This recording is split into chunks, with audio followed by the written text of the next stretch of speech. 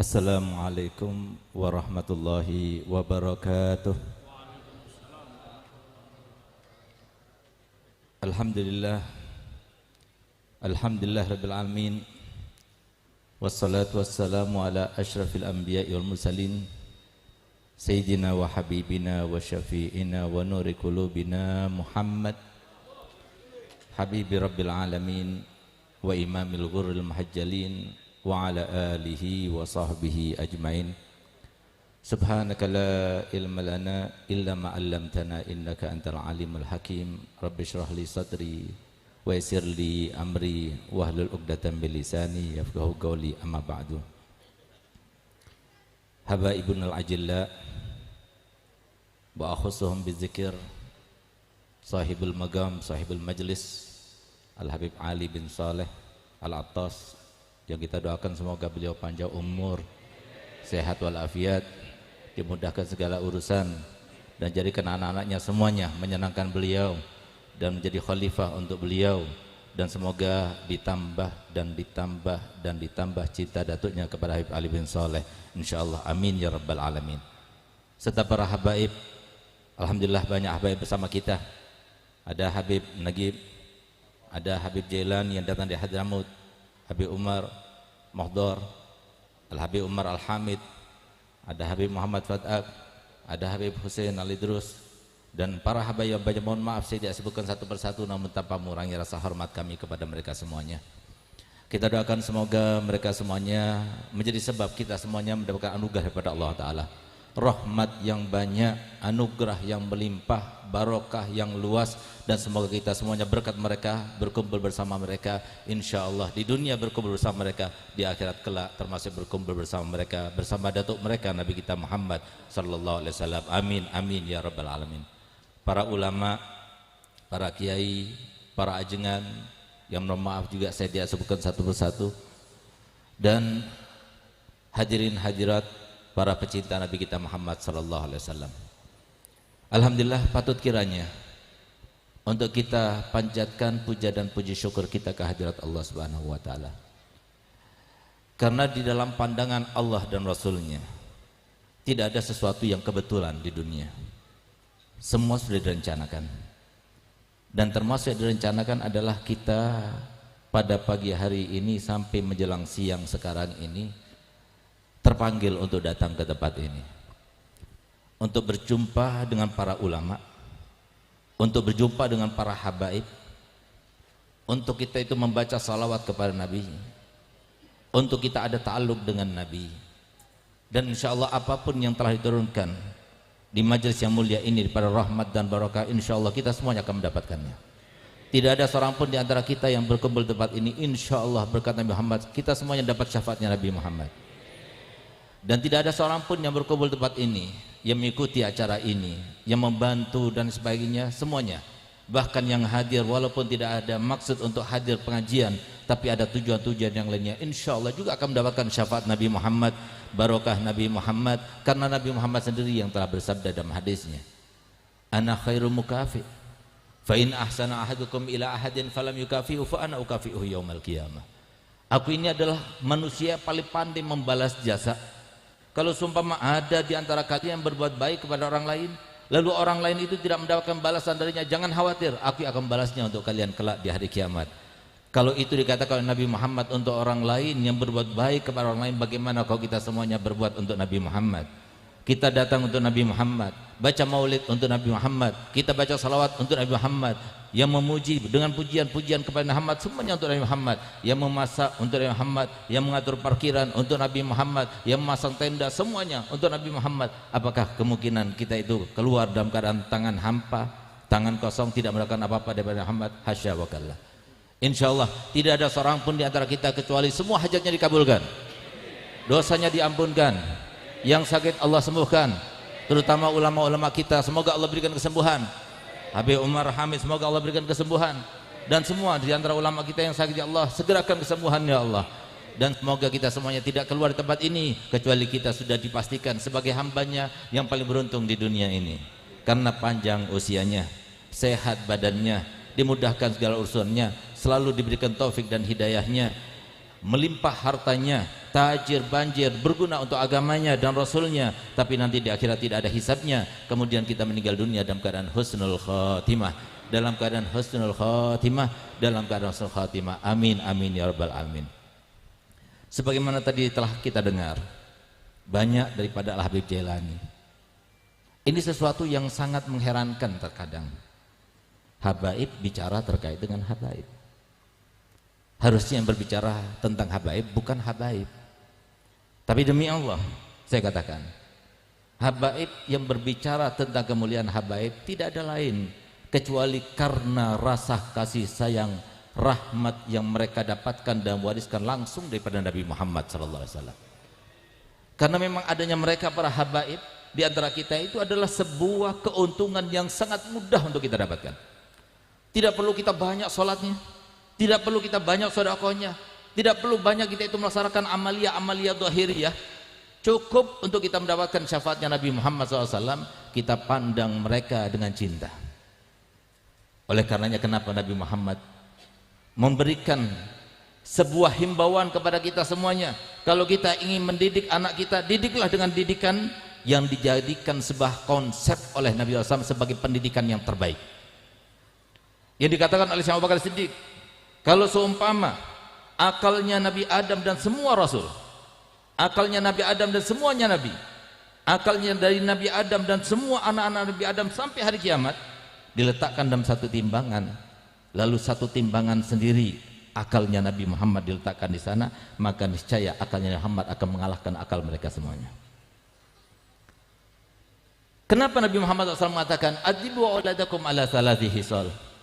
Hendaklah didiklah anak kalian untuk mencintai 3 hal. Yang pertama, ala hubbi nabiyikum, untuk cintai nabi kalian. Yang kedua, ala hubbi ali baiti nabiyikum, untuk mencintai keluarga nabi kalian. Dan yang ketiga adalah ala tilawatul Quran, untuk supaya senang untuk membaca Quran. Kenapa di sini katakan didiklah anak kalian semuanya? Yang orang Jawa, yang orang Sumatera, yang orang Sulawesi, yang orang Sunda, semuanya ajarkan, didiklah anak-anak kalian untuk cinta pada keluarga Nabi Muhammad. Karena apa? Di dalam diri mereka itulah rahmatnya Nabi Muhammad.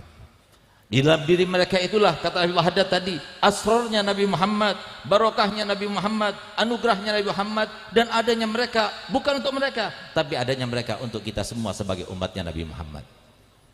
Oleh karena itu, kalau kita ingin tahu kemuliaan keluarga Nabi Muhammad, sehingga sebegitu rupa Allah Ta'ala memuliakannya dalam Al-Quran, sehingga sebegitu rupa juga Nabi kita Muhammad mewanti-wantikan kepada kita, hati-hati, jangan sampai kita menyakiti salah satu zuriyah Nabi Muhammad. Kenapa Nabi Muhammad mengatakan innama ana basyarun mislukum? Kenapa Nabi SAW mengatakan selalu dalam hadisnya banyak, bukan cuma sekali 2 kali, sering kali, aku ini manusia biasa loh, sama seperti kalian. Kenapa? Karena manusia biasa Nabi Muhammad, cuma basyarun lakal basyar. Sebagaimana kita mempunyai cita-cita, Nabi Muhammad juga punya cita-cita. Kita punya angan-angan dan harapan, Nabi Muhammad juga sama punya angan-angan dan harapan.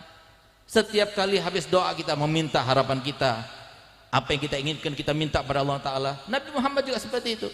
Tapi kalau kita ingin tahu apa cita-cita Nabi Muhammad, kehendak Nabi Muhammad, angan-angan Nabi Muhammad, tidak ada lain, tidak ada satu pun daripada umatnya kecuali masuk surga bersama Nabi Muhammad. Itu maksudnya Nabi Muhammad, ana basyarun mislukum, innama ana basyarun mislukum. Yang kedua, Nabi Muhammad itu adalah manusia biasa yang seandainya misalnya saya sekarang berpidato di tempat ini, lalu kemudian saya punya anak 2 yang ikut saya, keluar dari majelis ini kemudian disengkat kakinya, jatuh, kira-kira bagaimana saya? Kecewa apa tidak kecewa? Kecewa, itu saya. Atau seumpama mereka berdua dihormati, dimuliakan, kira-kira senang apa tidak? Senang, itu saya. Bagaimana dengan Nabi kita Muhammad SAW? Oleh karenanya para ulama berkata, kalau kita berbuat kebaikan lalu kita hadiahkan pahalanya Nabi Muhammad sampai kepada Muhammad, tapi melalui malaikat, termasuk salawat kita. Tapi kalau kita berbuat baik dan muncul dengan kebaikan, akhlak yang mulia, cinta kepada mereka di depan para zuriat Nabi Muhammad, langsung sampai kepada Muhammad, tapi tanpa malaikat, karena ada hubungan batin antara Muhammad dengan al-Jujur Nabi Muhammad. Oleh karena itu, kenapa Nabi kita Muhammad SAW itu begitu pesannya banyak terkait dengan zuriat Nabi. Di antaranya di dalam hadis sahih Nabi SAW bersabda yang diriwayatkan oleh Imam Muslim dalam kitab Sahih Muslim. Beliau katakan begini, innama ana mru'un magbut yushiku an ya'tiya rasulur rabbi faujib. Aku ini manusia biasa sama seperti kalian, mungkin sebentar lagi datang utusan daripada Tuhanku untuk menjemputku dan aku iyakan. Wa ana tarikum fikum as-saqalain ma in tamassaktum bihima lan tadillu ba'di abada. Aku tinggalkan untuk kalian semuanya dua hal. Kalau kalian berpegang teguh dengan keduanya, kalian tidak akan tersesat untuk selama-lamanya. Yang pertama kata Muhammad, Al-Quran. Fihi nur wal huda. Di situ ada cahaya, di situ ada petunjuk. Fastamsiku bihi, berpegang teguhlah. Yang kedua kata Muhammad, wa itrati ahli baiti, dan keluargaku, keturunanku. Apa kata Muhammad setelah itu? Uzakirukumullah fi ahli baiti, uzakirukumullah fi ahli baiti, uzakirukumullah fi ahli baiti. Awas ya, aku ingatkan kalian hati-hati dengan keluargaku. Awas ya, aku ingatkan kalian hati-hati kepada keluargaku. Kenapa Nabi Muhammad kata demikian? Padahal Nabi Muhammad adalah paling baik akhlaknya. Karena sebagai tanda syukur kita yang paling sedikit kepada Nabi Muhammad dan keluarga Nabi Muhammad adalah kita menghormati dan mencintai umat dan keluarga Nabi Muhammad. Bolehlah kita membaca di dalam kitab Salwatul Ashikin karangan daripada Al-Imam Ghazali, cerita yang sangat menggugah hati, sangat indah, dan merupakan bagaimana keluarga Nabi Muhammad dan keturunan Muhammad begitu rahmatnya. Mereka adalah orang yang tanpa pamrih, semacam Habib Ali bin Saleh, Habib Umar Hamid, walaupun seperti beliau sekarang ini, tapi apapun yang diinginkan, diniatkan, sudah ditulis pahala untuk beliau. Sengaja Allah mengistirahatkan beliau, tapi semoga beliau cepat kembali. Kita perlu ilmunya, semoga beliau itu cepat pulih insyaallah, amin ya rabbal alamin. Kenapa demikian? Disebutkan ketika Sayyidatuna Fatimah Zahra akan meninggal dunia, tidak biasanya Sayyidatuna Fatimah Zahra itu memandikan Sayyidina Hasan dan Sayyidina Husain. Setelah keduanya dimandikan, yang pada waktu itu umurnya antara 6 tahun sampai 7 tahun. Setelah dimandikan, disisirinya. Setelah disisirinya, maka seperti biasanya dibuatkan makanan untuk keduanya. Roti sudah dibuat adonannya, dipersiapkan semuanya. Sehingga kemudian setelah rapi diberikan makan, baru kemudian dilepas keduanya untuk bermain masuk ke dalam masjidnya Nabi Muhammad SAW. Sehingga kemudian Sayyidina Ali yang ada di sampingnya mulai tadi tidak digubresinya. Perhatian Sayyidina Fatimah hanya kepada kedua anaknya yang begitu dicintainya dan dicintai oleh ayahnya. Maka kemudian Sayyidina Ali berkata, wahai Fatimah, tidak seperti biasanya yang kamu lakukan pagi hari ini. Kenapa kau lakukan yang semacam ini? Apa jawabannya? Wahai Ali, sebentar lagi aku akan pergi. Sebentar lagi akan bertemu dengan tamu. Sampai kapan tamunya itu engkau akan temui? Masalahnya aku tidak akan kembali kecuali nanti di hari kiamat. Apa yang dilakukan oleh Sayyidah Fatimah selanjutnya? Teringat syair-syair yang setiap hari beliau ucapkan ketika rindu kepada Nabi Muhammad. Beliau katakan, iza ishtadda syauqi zurtu gabraka baqiya. Kalau sudah aku rindu kepadamu wahai ayah, aku berziarah kepadamu. Untuk apa? Wa anzahu wa abki li uraka mabi. Aku menangis di kuburanmu. Aku menyampaikan semua isi hatiku kepadamu. Ya sakinah sahra, alimnil buka. Wahai orang yang tinggal di atas gurun pasir, ajari aku bagaimana menangis. Wa zikruka ansani jami'al masaibi. Setiap aku mengingatmu wahai Nabi, semua musibah terasa ringan. Idza kunta anni fit turabi maghibah. Kalau seumpama engkau sekarang berada di bawah tanah, aku tidak bisa melihatmu. Fama anta an qalbil hazini bima.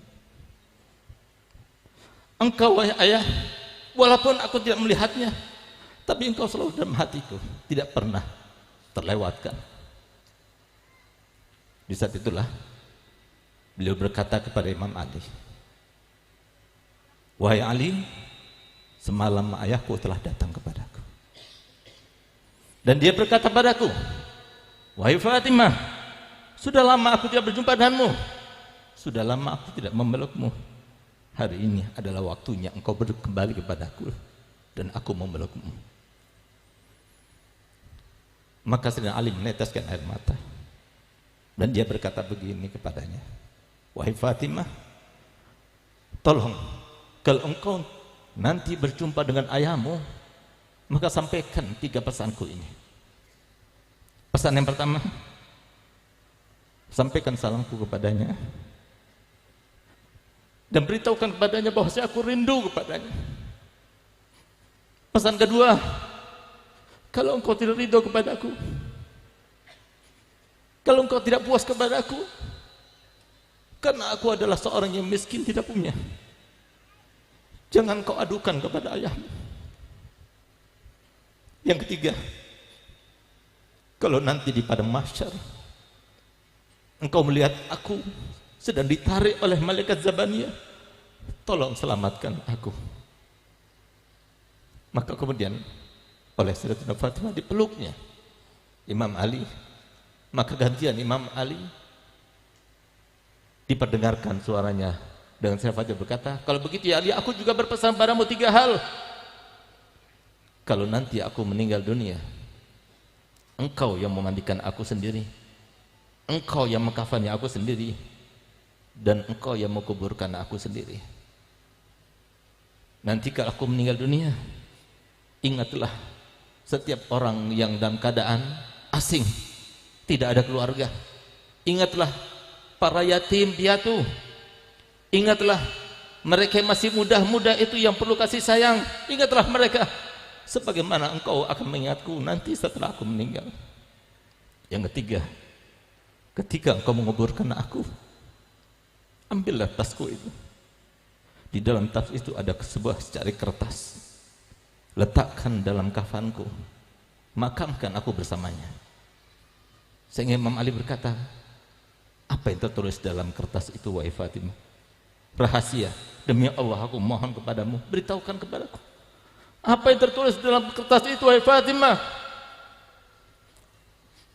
Di saat itulah Sayyidatina Fatimah bercerita, dulu waktu ayahku datang kepadaku dan memberitahukan bahwasanya engkau meminangku, dia berkata kepadaku begini, wahai Fatimah, apakah engkau ridha kalau seumpama Ali bin Abi Thalib dia datang meminangmu dengan 400 dirham? Aku katakan kepada ayahku, raditu aliyan walam ardo bil mahar. Aku ridho dengan Ali, tak bekerja ridho dengan mahar. Sekelas aku cuma maharnya 400 dirham, aku tidak ridho ya Rasulullah. Saat itulah kemudian Jibril datang kepada Nabi Muhammad, katakan wahai Muhammad kepada Fatimah bahwasanya Allah telah berkata, surga terbaik dan semua isinya untuk Fatimah Zahra sebagai mahar Ali bin Abi Thalib untuk Sayyidah Fatimah. Apa kata Sayyidah Fatimah? Saya sampaikan Nabi Muhammad, la arda, aku tidak ridha.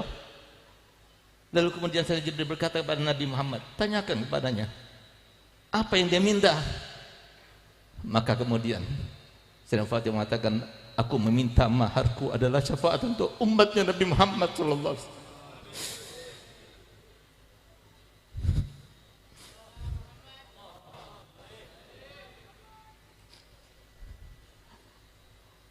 Sayyidina Nabi SAW berkata, kenapa kau minta itu wahai Fatimah? Ya Rasulullah, aku minta syafaat daripada umatmu karena itulah yang kau pikirkan setiap hari, setiap saat, setiap waktu. Sehingga kalau aku meminta supaya aku diberikan syafaat untuk umatmu, berarti aku telah menyenangkanmu dan aku sebagai anak telah berbakti kepadamu. Di saat itulah kemudian Jibril datang membawa kertas, dan di dalam kertas itulah itu yang nanti aku akan bawa, itu nanti akan aku bawa di padang mahsyar. Aku akan berkata kepada Allah Ta'ala, ini maharku ya Allah, berikan syafaat untuk seluruh umat Nabi Muhammad.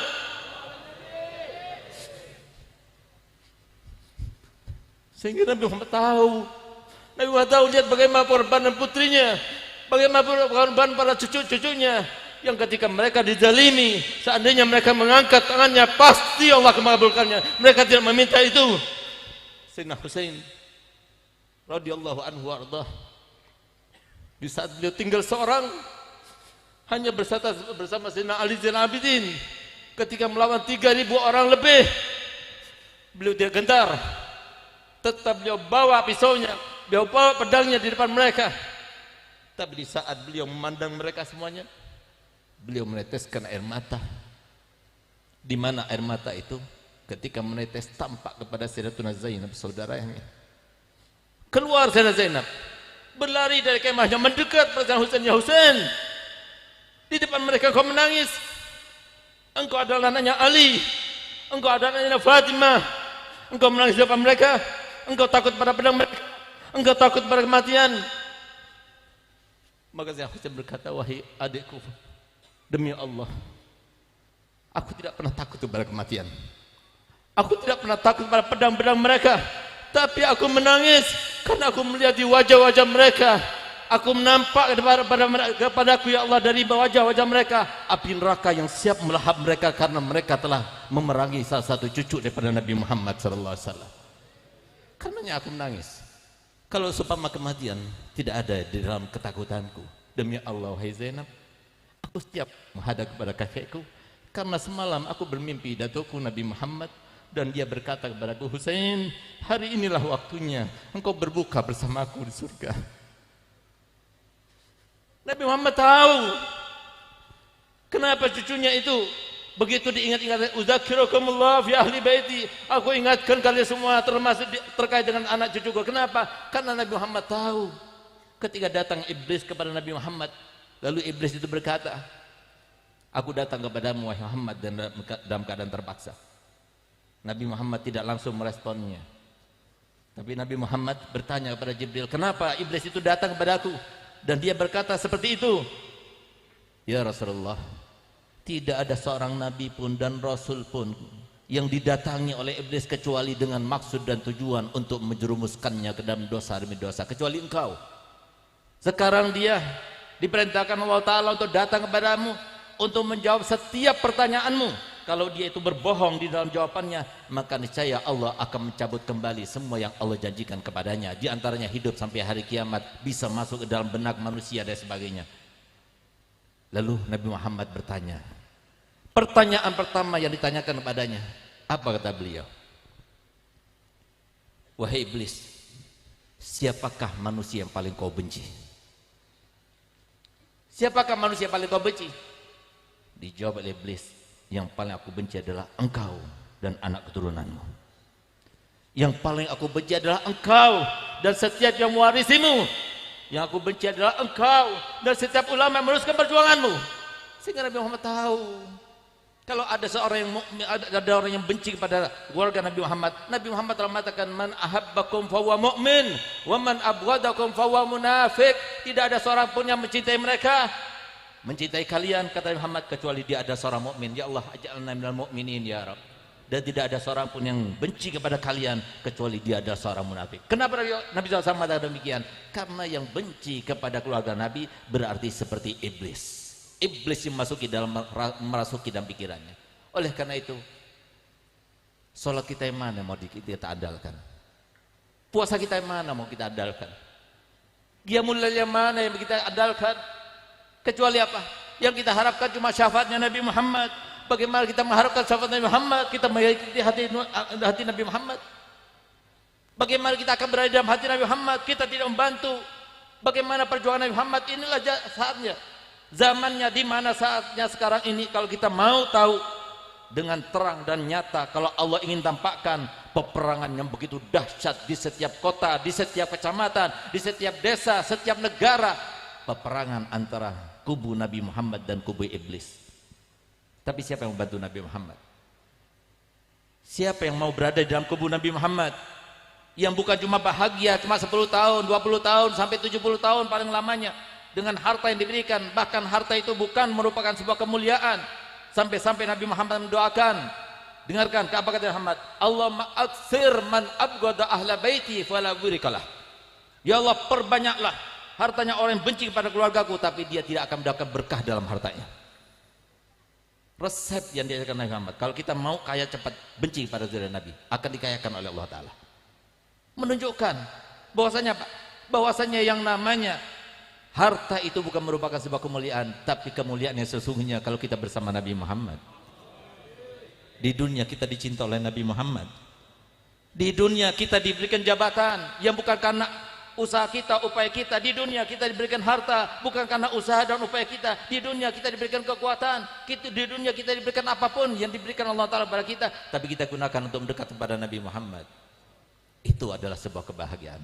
Oleh karena itu para hadirin muliakan Allah Ta'ala, asalkan kita meninggal dalam keadaan husnul khotimah, insya Allah kita akan mendapatkan syafaat Nabi Muhammad. Pertahankan apa kata Nabi Muhammad, wasiatnya sebelum beliau meninggal, isbiru ala ma antum alaih hatta talqauni alal haud. Sabarlah kalian, sabarlah dengan sholat kalian, sabarlah dengan apa yang aku perintahkan kepada kalian, sabarlah untuk menjadi seorang istri yang solihah, sabarlah untuk menjadi seorang suami diteladani yang menjadi imam bagi keluarganya, sabar. Sampai kapan? Sampai kalian aku tunggu nanti di telaga Al-Kautsarku. Dan semoga kita termasuk minum daripada telaga Al-Kautsar Nabi Muhammad. Ya Allah, selamatkanlah kami semua ya Allah.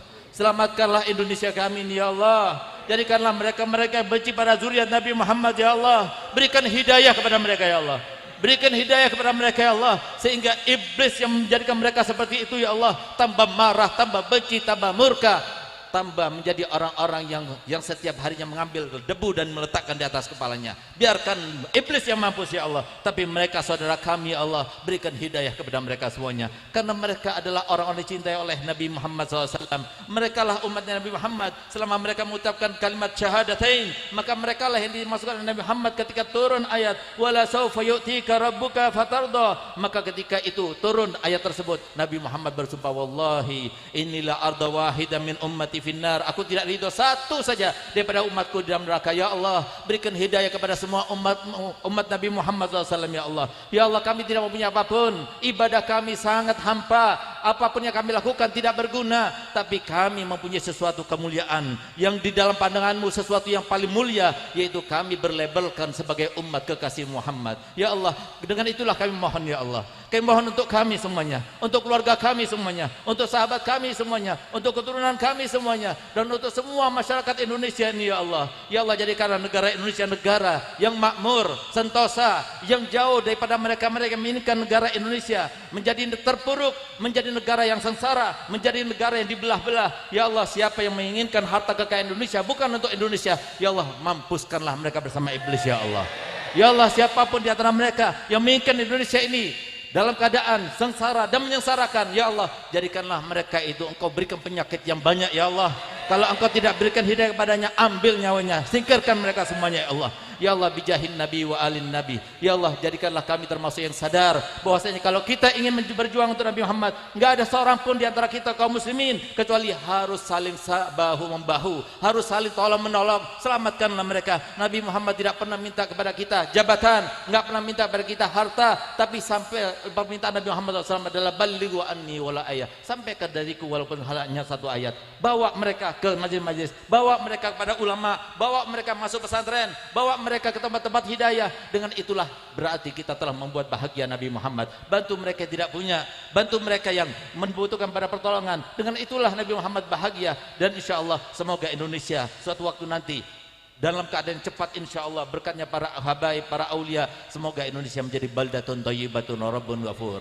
Ya Allah, bantulah pejabat-pejabat kami, berikan hidayah kepada mereka semuanya sehingga mereka menjadi orang beriman dan bertakwa. Kalau sudah mereka ya Allah, karena kita sudah berubah menjadi ahli majlis, ahli zikir, ahli pesantren semuanya, dan itu yang sangat ditakutkan oleh musuh-musuh daripada Nabi Muhammad. Ya Allah, kita akan menjadi baldatun thayyibatun rabbun ghafur. Jadikanlah kami sebagai penguat perjuangan Imam Mahdi nanti di akhir akhir zaman ya Allah. Anak keturunan kami ya Allah berikan kekuatan. Jadikan di antara kami ya Allah kekayaan. Jadikan di antara kami keamanan, kesejahteraan, kejayaan semuanya di antara kami ya Allah. Sehingga Indonesia ini yang kami cintai menjadi negara yang paling cintai oleh Nabi Muhammad. Rabbana atina fid dunya hasanah wa fil akhirati hasanah wa qina adzabannar. Wa sallallahu ala sayyidina Muhammadin wa ala alihi wasallam. Alhamdulillahirabbil alamin. Saya mohon maaf